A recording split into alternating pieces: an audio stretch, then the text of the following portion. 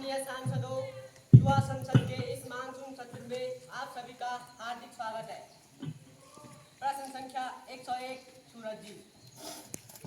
माननीय अध्यक्ष महोदय, क्या माननीय शिक्षा अधिकारी अध्यक्ष महोदय, क्या माननीय शिक्षा मंत्री जी यह बताने का कष्ट करेंगे कि जवाहर नवोदय विद्यालय में माइग्रेशन पॉलिसी का क्या उद्देश्य है? यह नीति अपने उद्देश्य में सफल है? यदि नहीं तो सरकार इस संबंध में क्या उपाय कर रही है? शिक्षा मंत्री जी कृपया सुश्री निकिता जी। माननीय अध्यक्ष महोदय, मैं आपके माध्यम से पूरे सदन को यह अवगत कराना चाहती हूँ महोदय, जवाहर नवोदय विद्यालय में माइग्रेशन पॉलिसी का मुख्य उद्देश्य राष्ट्र की एकता को मजबूत करना तथा विभिन्न संस्कृतियों का पारस्परिक आदान प्रदान है। यह नीति अपने उद्देश्य में काफी हद तक सफल है। हाँ, लेकिन जब कभी भी इस नीति के अंतर्गत कोई स्थानीय समस्या उत्पन्न होती है तो इसका निवारण कर दिया जाता है।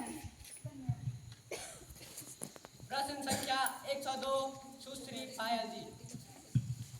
माननीय अध्यक्ष महोदय, क्या वित्त मंत्री जी यह बताने का कष्ट करेंगे कि भारतीय अर्थव्यवस्था मंदी की चपेट में है क्योंकि हमारी जीडीपी लगातार कम होती जा रही है?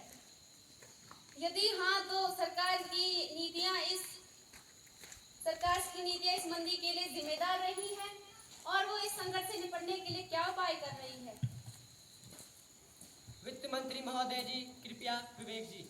माननीय अध्यक्ष महोदय, यूएसए और यूरोपीय अर्थव्यवस्था में मंदी के असर से भारत भी अछूता नहीं है। भारतीय अर्थव्यवस्था पर अंतर्राष्ट्रीय मंदी प्रभाव परिलक्षित हो रही है।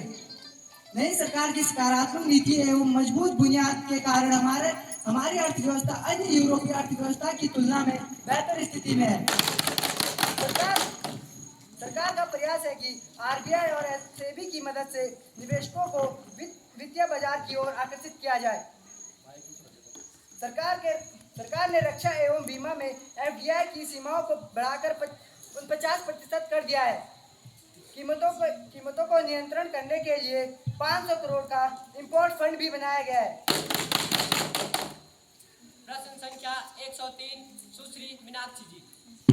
माननीय अध्यक्ष महोदय, मैं सामाजिक न्याय एवं महिला सशक्तिकरण मंत्री से यह पूछना चाहती हूँ कि हमारे देश में गैर संवैधानिक खाप पंचायतों का कुछ राज्यों में बहुत अधिक हस्तक्षेप है, जिसके कारण समाज में ऑनर किलिंग जैसी कई समस्याएं उठ खड़ी हुई हैं। मैं जानना चाहती हूँ कि ऐसे पंचायतों पर रोक के लिए हमारी सरकार कौन से ठोस कदम उठा रही है। महोदय, कहने के लिए तो हमारे समाज में स्त्रियों को पुरुषों के समान अधिकार प्राप्त है, परंतु वास्तव में देखा जाए तो यह केवल कहने के लिए है।